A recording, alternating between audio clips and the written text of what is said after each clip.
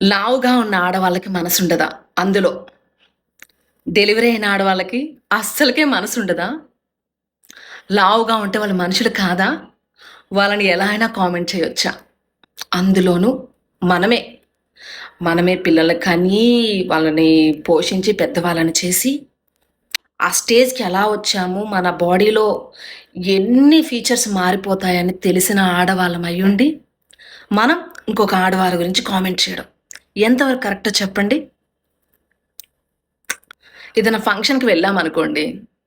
వాళ్ళనెప్పుడో ఒక 1 year బ్యాకో, 2 year బ్యాకో చూసిన తర్వాత సడెన్‌గా చూసినప్పుడు ఫస్ట్ నువ్వు మొదట అడగాల్సిన క్వెషన్ ఏంటో తెలుసా? ఎలా ఉన్నావు?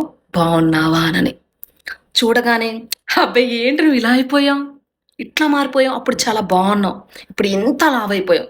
అస్సలు బాలేదని నువ్వు సరదాగానే అనుండొచ్చు. అవతల వ్యక్తి నవ్వి కూడా ఉండొచ్చు. కానీ లోపల ఒక చిన్నపాటి బెరుకు, బాధ ఖచ్చితంగా ఉంటుంది. అది నువ్వు ఫేస్ చేసుంటావు కదా! ఖచ్చితంగా.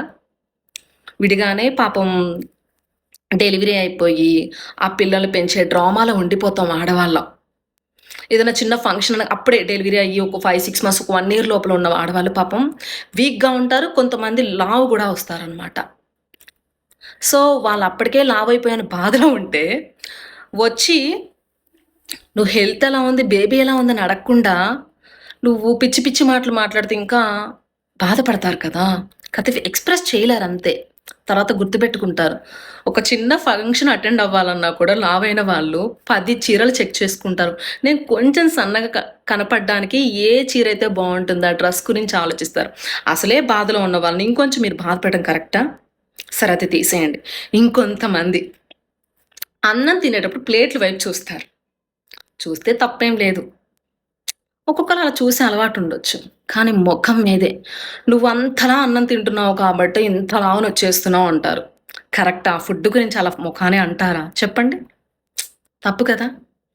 ఎవరెంత తినగలరో అంతే తింటారు. ఒక్కొక్కళ్ళు రైస్ తింటారు, ఒక్కొక్కళ్ళు ఫ్రూట్స్ తింటారు, ఒక్కొక్కళ్ళు జంక్ ఫుడ్స్ తింటారు. అవన్నీ నీకు కనపడదు కదా!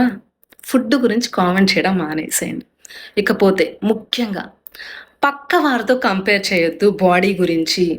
తను చూడు ఎంత బావుందో, ఇద్దరు పిల్లల కన్నా కూడా. నువ్వు ఒక్క బేబీకే ఇంత లావైపోయావా? చూడు ఎంత చక్కగా ఉందో, తనలా తయారవ్వు. ఫుడ్ తగ్గించు, జిమ్ చెయ్యి, ఇంట్లో పనులు చెయ్యి, ఇలా చెయ్యి, అలా చెయ్యి అని ఉచిత సలహాలు ఇవ్వడం మానుకోండి. నీకు తెలుసు కదా! నీకెన్ని సంవత్సరాలు పట్టిందో నువ్వు లావు తగ్గడానికి. కొంతమందికి సంవత్సరాలు పట్టినా కూడా లావు తగ్గరు. ఈ ఫ్రస్ట్రేషన్‌లో వాళ్ళన్నారు, వీళ్ళన్నారని చెప్పి